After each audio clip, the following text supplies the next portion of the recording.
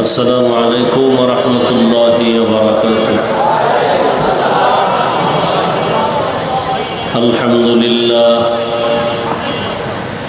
الحمد لله الذي جعل الشمس والقمر بحسبان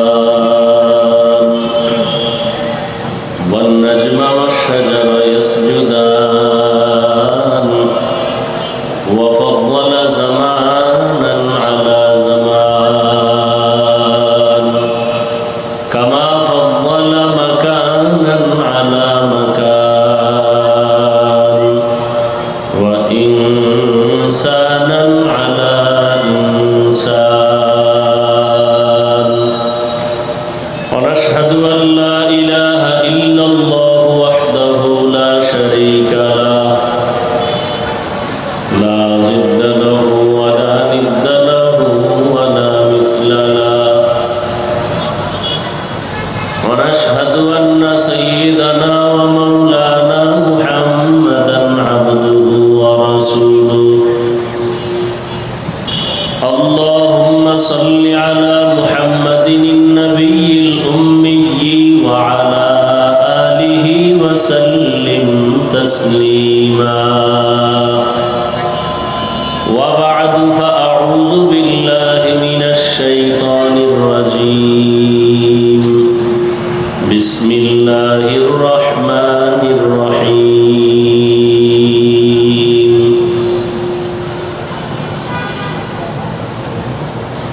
يا أيها الذين آمنوا اتقوا الله ولتنظر نفس ما قدمت لغد واتقوا الله إن الله خبير بما تعملون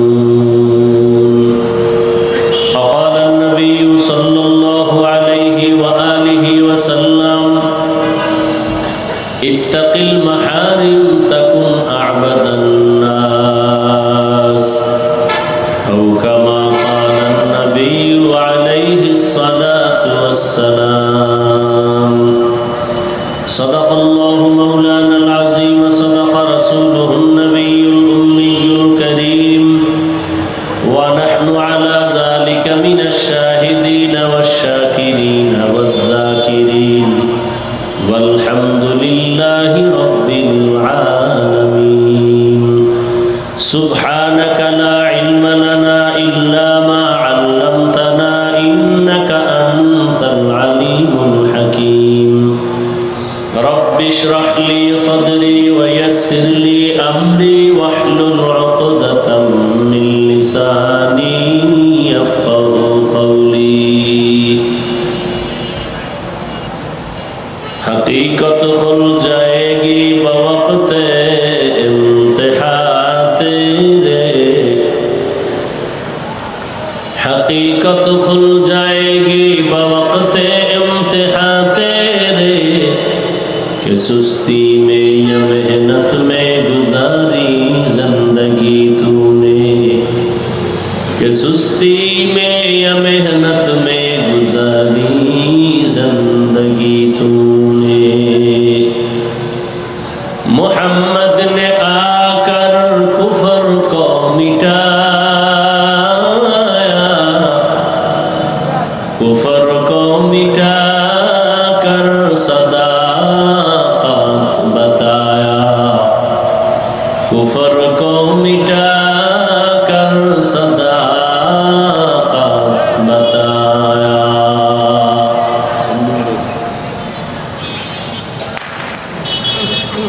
আলম তাজ ইমদাদুল উলুম মাদ্রাসা কর্তৃক আয়োজিত আজকের ওয়াজ মাহফিল ও হালকায় জিকির 31 ডিসেম্বর 2024 মহতিয়ে মাহফিলে উপস্থিত মোহতারাম সম্মানিত সভাপতি মহিউসুন্নাহ আল্লামা মাহমুদুল হাসান দামাত বারাকাতুহুমের সুযোগ্য জামাতা আল্লামা মুফাজ্জল হোসেন দামাত বারাকাতুহুম শিক্ষা সচিব জামিয়া ইসলামিয়া দারুল উলুম মাদানিয়া যাত্রাবাড়ি বড় মাদ্রাসা অন্যান্য হযরত উলামায়ে কেরাম অত্র অঞ্চলের বিভিন্ন স্থান থেকে আগত আল্লাহ পাকের আশিকিন জাকিরিন শাকিরিন মুহিব্বিন মুরব্বিয়ানে এজাম কলিজার টুকরা আমার সমবয়সী যুবক বন্ধুগণ, স্নেহের ছোট ভাই, পর্দার আড়ালে মাইকের শ্রবণরতা মা বোনেরা, আল্লাহ পাকের দরবারে শুকর যে আল্লাহ আমাদেরকে সুস্থ রেখেছেন, এই বেহেশতের বাগানে হাজির হওয়ার তৌফিক দান করেছেন।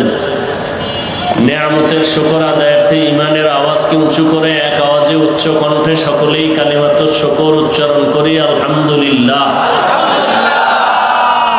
দরুদ ও সালাম সৈয়দুল মুরসালিন রহমতুল্লিল আলমিন শফিউল মুজনিবিন খাতামুন নবিয়্যিন সৈয়দুস সাকালাইন ইমামুল মুরসালিন শফিয়ে আজম রসুল আকরাম রহমতে আলম নবিয়ুল আরব আল আজম হাবিবে কিবরিয়া আশরফুল আম্বিয়া সৈয়দুল আম্বিয়া শফিয়ে মাহশর সাকিয়ে কৌসর আকায়ে নামদার মদিনা का ताजदार आफताब नबूवत फ़ख्र मौजूदात सैयदुल मखलूक़ात हज़रत मुहम्मदुर रसूलुल्लाह सल्लल्लाहु अलैहि व आलिहि वसल्लमेর উপর সর্বোপরি শুকর যাদের অক্লান্ত পরিশ্রমের মাধ্যমে আজ এই সুন্দর আয়োজন, সময় পরামর্শ অর্থ দিয়ে দোয়া করে উপস্থিত হয়ে মাইক লাইট প্যান্ডেলের ব্যবস্থাপনার মাধ্যমে সহযোগিতা যারা করেছেন প্রত্যেককেই আল্লাহ কবুল করেন।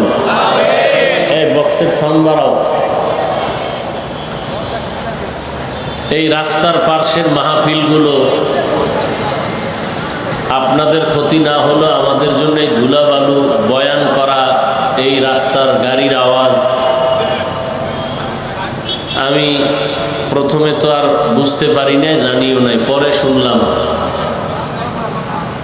আমি জানলে তো বাধ্য করতাম ওই রাস্তায় মাহফিল দেওয়ার জন্য। এই যে মাঝখানে একটা রাস্তা আছে না বউবাজারের, আবার শুনলাম এরা নাকি করতেও চেয়েছিল, তো কারা নাকি আবার রাজি না। আমি বললাম রাজি না মানি, বাংলাদেশের যে কোনো জায়গায় কোরআন ও হাদিসের মাহফিল চলবে, যে বাধা দিবে সে জালেম। আমি তো ঘোষণা দিছি, কেউ যদি বাধা দেয়, কি বলে রেকর্ড করেন, রেকর্ডিং আমাদের হাতে দেন, নাম ঠিকানা দেন। আমাদের আন্দোলন থেমে যায় নাই, মুসলমানের আন্দোলন জালেমের বিরুদ্ধে বারবার চলবে। আমারে জানাইতা মাহফিলে বাধা দেয় কে? মাহফিল ওই রোডে হবে, কে বাধা দেওয়ার চেহারাটা আমাকে দেখাও।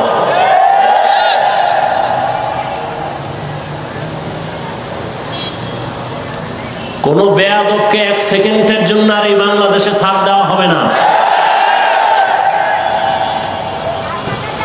মুসলমানের আন্দোলন একবার না, বারবার জালেমের বিরুদ্ধে। ওই খিলগাঁও গেছি, হ্যাঁ যাই এই মসজিদের মধ্যে মাহফিল, কি বিষয়, বিশাল মাঠে মাহফিল দিলাম, মসজিদে কেন? পোলাপান কি করে, রাজনীতি মাজনীতি, এমনকি সব বন্ধ থাকবে, ওয়াজ চলবে। বাংলাদেশে রাজনীতি চলবে শুধু ইসলামের রাজনীতি, আর কোন জালেমের জুলুমের রাজনীতি চলতে দেওয়া হবে না।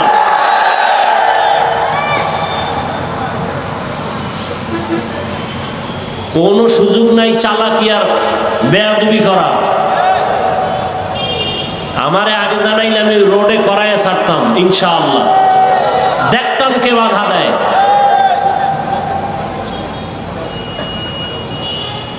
বাংলাদেশের যে কোনো প্রান্তে আলেমের সাথে বেয়াদবি, ইমামের সাথে বেয়াদবি করলেই ধরে ফেলবেন, রেকর্ড করবেন, নাম ঠিকানা দিবেন, ও জালেমের বিরুদ্ধে নতুন করে আবার আন্দোলন করবো ইনশাআল্লাহ।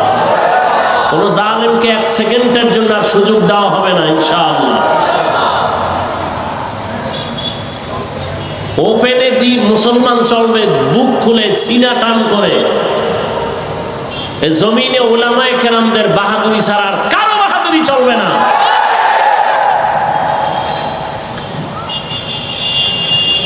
আল্লাহ হেদায়েত দান করুন। আমি খুব কষ্ট পেলাম আজকের দোনোটা মাহফিলের অবস্থা এরকম। ডিএসবির লোক, প্রশাসন তো বাধা দেওয়ার কোনো প্রশ্নই ওঠে না। ভুলেও বাংলাদেশে কোথাও কোনো প্রশাসন বাধা দিবে না, উপর থেকে নির্দেশ দেওয়া। কোন ওসি, কোন ডিসি যদি কোনো অনুমতির দরকার নাই। কোরআনের বয়ান হবে, বেনামাজির থেকে, সুদখোর থেকে, কিসের অনুমতি? কোন অনুমতির আয়োজন নাই। আমাদের নিরাপত্তা আল্লাহ দিবেন ইনশাআল্লাহ। যে বাধা দেখ, নাম ঠিকানা আমাদের হাতে দিবেন। এই ভাই, তুমি আবার পর্দা ছুটাও কেন? আমি দুলাবাবুর জন্য বয়ান করতে পারতেছি না।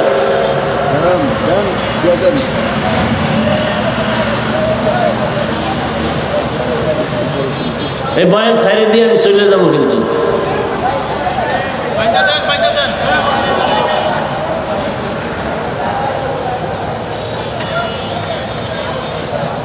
এই পর্দা যেন না খুলে, ওদিকে আপনারা যারা দায়িত্বশীল খেয়াল রাখেন।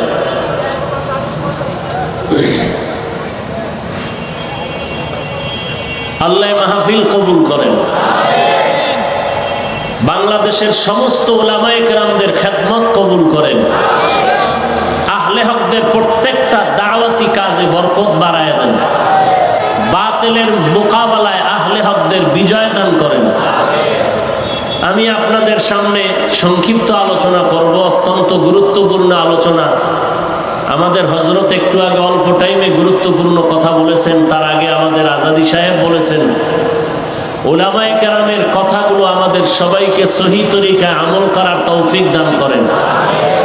উলামায়ে কেরামের ইজ্জতকে আল্লাহ বেশি বেশি বাড়ায় দেন। যারা উলামায়ে কেরামের পেছনে ষড়যন্ত্র করে আল্লাহদের হেদায়াত দান করেন। আমি যে আয়াত পড়েছি, আল্লাহ বলেন, ইয়া আইয়ুহাল্লাযীনা আমানুত্তাকুল্লাহ, ও দুনিয়ার মুমিন, তোমরা আল্লাহকে ভয় করো। ওয়াল তানজুর নাফসুম মা কদ্দামাত লিগাদিন ওয়াত্তাকুল্লাহ, তোমার জীবনের একটা পরবর্তী ভবিষ্যৎ জীবন আছে, তুমি নজর দাও, খেয়াল করো এই জীবনের জন্য কি অর্জন করেছো। তোমার জীবনে কি সম্বল সঞ্চয় করেছো। আবার আল্লাহ সতর্কতার সাথে বলেন, ওয়াত্তাকুল্লাহ, আমাকে ভয় করো। এই বাচ্চার হাতে মোবাইল দিছে কে? এই তোরে মোবাইল দিছে কে?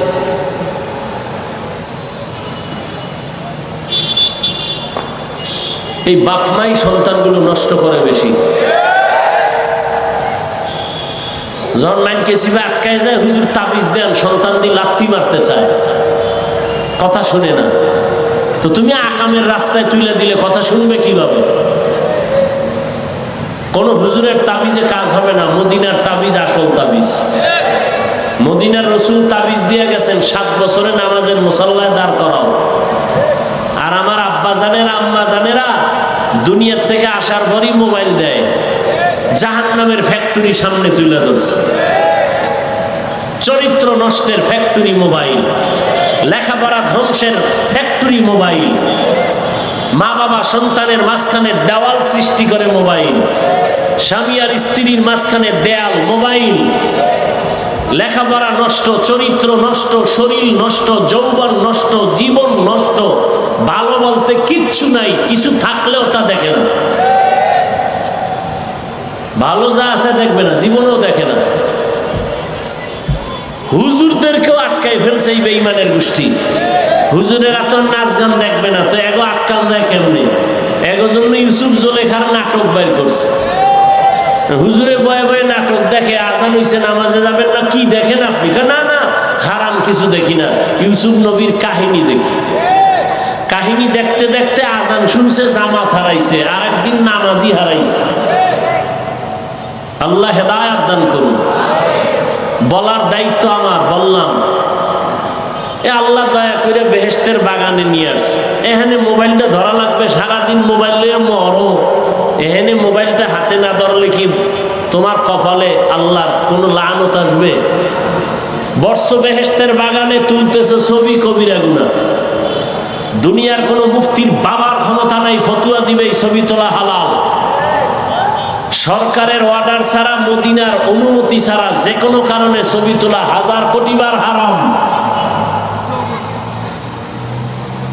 এরপরে এখন কিছু অতি চালাক বয়ে রয়েছে, এরা প্রশ্ন লয়ে বয়ে রয়েছে, হুজুর এই মিডিয়াওয়ালাগো যে কিছু কর না, তোমার থেকে আমি কম চালাক না তো। তোমার প্রশ্নের জবাব আমার কাছে রেডি কইরেই আমি প্যান্ডেলে বসছি।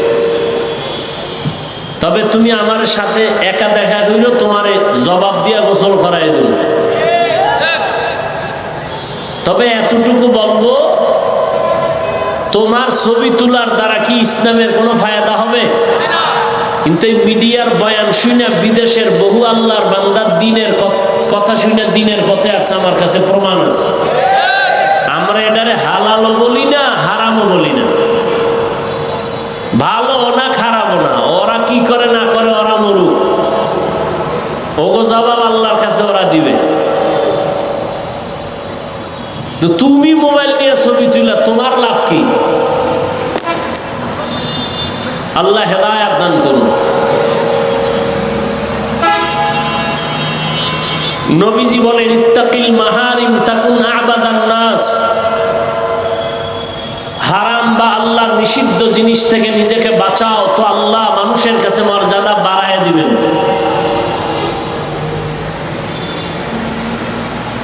দুনিয়াতে আমরা আসছি, একদিন চলে যেতে হবে, থাকা যাবে? যেতেই হবে, চাইলেও থাকা যাবে না, কেউ থাকতে পারে নাই। আরে ভাই, মরা তো এক যাওয়া, জিন্দা থাইকেই থাকতে পারে না, বাড়ি থুইয়া দৌড়, গাড়ি থুইয়া দৌড়।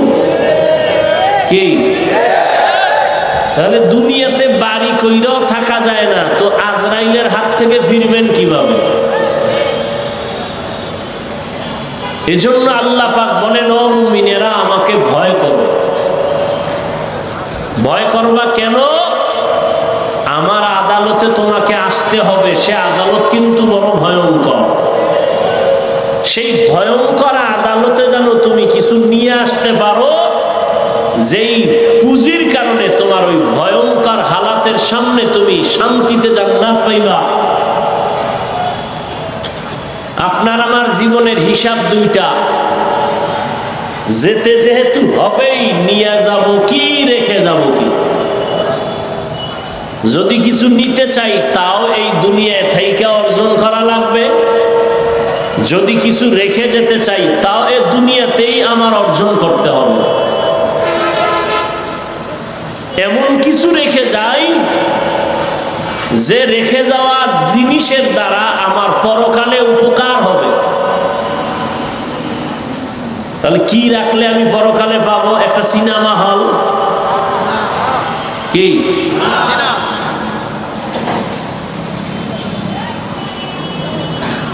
তিনটা জিনিস দুনিয়াতে রেখে যাওয়ার কথা হাদিসে আছে, যেগুলো রেখে গেলে আমার পরকালেও এর ফলাফল পাবো ভালো।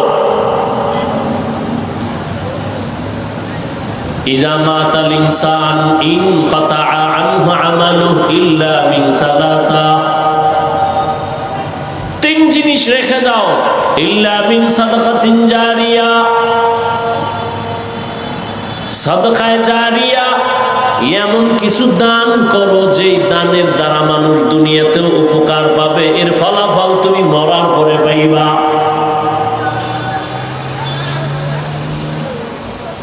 আওয়ালাদিন সালিহিন ইয়াদউ লাহ, ভালো সন্তান রেখে যাও, নেককার সন্তান, দোয়া করবে, মা বাবার কবরে পৌঁছতে থাকবে। আও ইলমিন ইউনতাফাউ বিহি, এমন কোরআন ও হাদিসের ইলম তুমি শিখে যাও, এমন ইলমের ফ্যাক্টরি বানায় যাও যে ইলমের দ্বারা দুনিয়ার মানুষ উপকার পায়, তোমার উপকার হবে। ওই ইলম দিয়া যাইও না যে ইলমের দ্বারা অহংকার বাড়ে, কিবির বাড়ে, হাসাদ বাড়ে। ইলম কিন্তু দুই লাইনে আছে, একটা হলো ইলমে শয়তানি, আর একটা হলো ইলমে রহমানি। শয়তানের ইলম আছে, আমার আল্লাহর দেওয়া ইলম আছে। এজন্য রহমতের নবী আল্লাহর কাছে দোয়া করতেন, আল্লাহুম্মা ইন্নী আসআলুকা ইলমান নাফিআ। ও আল্লাহ, তুমি আমাকে এমন এমন ইলম দাও যেই ইলমের দ্বারা আমার উপকার হবে, উম্মতের উপকার হবে। আমার ইলম যদি আমাকে বিনয়ী বানাইতে না পারে, আমার ইলমটা ইলমে নাফি' না, উপকারী ইলম না।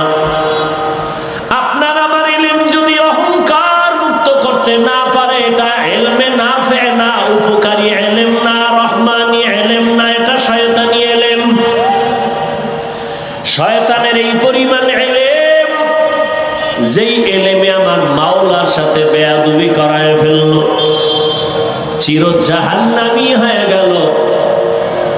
ইবলিস কয় আনা খায়রুম মিনহু, আমি তো আদম থেকে ভালো।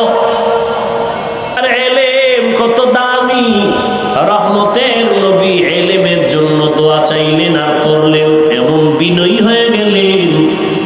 রহমতের নবী বলেন সব সময় আমি আল্লাহর কাছে বিনয়ের দোয়া করি, আল্লাহুম্মা জাআলনি ফি আইনি সাগীরা ওয়া ফি আ'য়ুনিন নাসি কাবীরা। এখন তো অহংকারের প্রতিযোগিতা চলে, কে কার থেকে বড়। এটা আবার মুখে বলা লাগে না, গজবের ফেসবুক আছে না, বড় বড় আলেমের বিরুদ্ধে লেখে, কেন সে ওই আলেমের থেকেও বড়, যদিও আরবি ইবারত পারে না, আমল আখলাক নাই, বড় জনার ভুল ধরে। ভালো করে একটা উসুল মনে রাখবেন, মূলনীতি মনে রাখবেন, রেকর্ড করে রাখবেন, লিখে রাখবেন ঘরের দরওয়াজায়। ভালো করে শুনেন, ভুল করার অধিকার বা এখতিয়ার আছে সবার। ভালো করে বলছি, আবার শুনেন, ভুল করার এখতিয়ার আছে সবার, ভুল ধরার এখতিয়ার সবার নাই। বুঝেন নাই? ভুল করার এখতিয়ার আছে, ভুল ধরার এখতিয়ার সবার। উদাহরণটা কয়েক জায়গায় দিছি, 1 মিনিটে এখানেও দিই। ধরে নেন আপনাদের মসজিদ, এই তো মসজিদ না এদিকে, আচ্ছা যাই হোক, এদিকে মসজিদ। ইমাম সাহেব মাগরিবের নামাজে দাঁড়াইছে, মাইক লাগাই তেলাওয়াত করে না? আর কথা বল না কেন? মাইক লাগাই তেলাওয়াত কোন নামাজ? মাগরিব। তো মাইকের আওয়াজ বাইরে যায় না? চায়ের দোকান থাকে না পার্শ্বে? তো নামাজে ইমাম সাহেব মাগরিবে দাঁড়ায় গেছে, এদিকে কয়টা বেনামাজি ডান হাতে বিড়ি টানে, বাম হাতে চা টানে, দোকানে ওরা নামাজ লাগে না, ও দেল এমনিই পরিষ্কার। এরকম বেয়াদব আছে না নাই? এরা বয়ে বয়ে চা টানে আর বিড়ি টানে গল্প করে। ইমাম সাহেব যে নামাজে দাঁড়াইছে, ভুল হতে পারে না? পারে না? বুঝেন, কিন্তু ভুল হতে পারে। আল্লাহর কি কুদরত, আলহামদু সূরায় ভুল হয়ে গেছে। বুঝেন না কথা? ধরে নেন এক আয়াত থুয়ে গেছে, মাইকের আওয়াজ চায়ের দোকানে গেছিনি, একটা কাপ ফলায় একটা ইমাম সাহেব করলো কি, আর একটা একাই লোকমা দে কি, ও বিড়ি থুইয়া জানালা দিয়া গিয়া একটা ইমাম সাহেব কামটা তো ঠিক করেন নাই, কি দিছে বলেন না কেন? এটা লোকমা না বেয়াদবি?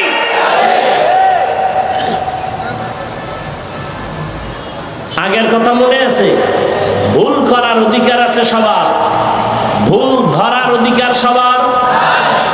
ও লোকমা দিছে, এটা লোকমা না বেয়াদবি? লোকমা তো দিতে হবে, কথা বলেন না কেন? লোকমা দেওয়ার নিয়ম নাই? বলেন তো কি নিয়ম? লোকমা দিবে কে? দিবে বলেন কে দিবে? আর মসজিদে মুসল্লি আছে 200, এরা যদি লোকমা দিতে যায় জোরে একটা চিৎকার দেয়, তো ইমাম তো জায়গায় স্টক করে ভেটকাই থাকবে, নাই সবাই ধরে দেখবে রুহু গেছে গিয়া। লোকমা দেওয়ার নিয়ম আছে না নাই? কি নিয়ম? ইমামের পেছনে একজন যোগ্য ব্যক্তি দাঁড়াবে। কি ব্যক্তি? যোগ্য ব্যক্তি। আমাদের সমাজে বড় সুদখোর, বুঝা কম না কেন? ঘুষখোর না বলেন কেন? এই তো সমাজের বড়, বড় না হইলে সভাপতি হয় কেমনে? মসজিদের সেক্রেটারি হয় কেমনে? শিয়ালের হাতে মুরগি দিয়া কয় 3 দিনের আমানত। শিয়াল খায় 3 দিন কেন, 1 সেকেন্ডও না, জিন্দা কেন, মরাও দেওয়া হবে না। তো শিয়ালের হাতে মুরগি দিলে যা হয়, ধর্মের চাবি বেনামাজি হারামখোরের হাতে দিলে তো তাই হবে। দিছে কারা? জিব্রাইল। বেনামাজি সুদখোর ঘুষখোরের হাতে ধর্মের চাবি দিছে কারা? জিব্রাইল। কারা দিছে? আমরা কইতে এত লজ্জা লাগে, ভোটের আগের রাত্রে টাকা খাইছো পায়খানার মতো, মানে লজ্জা লাগে নাই? নিমক হারাম কোথাকার। বাথরুমে ঢুকে 10 গ্রাম পায়খানা খাইয়া সাবান দিয়া কুলি করিস, গন্ধ যাবে। আর যে ভোটের আগের রাত্রে পায়খানা নামের টাকা খাইছ, জাহান্নামের আগুন দিয়া তোরে সাইজ না করলে গন্ধ যাবে না।